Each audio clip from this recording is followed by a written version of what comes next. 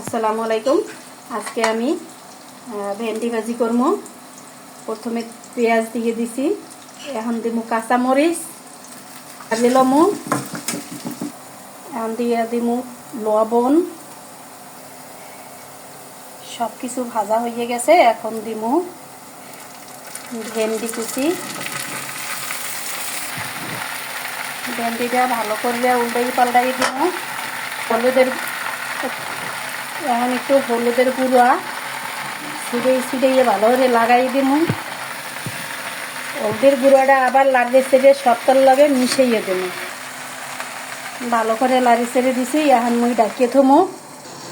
এখন একটু খরাটা উড়িয়ে লাড়ি ছেড়ে দিব, নাহলে আবার নিচে লাগিয়ে পড়বে।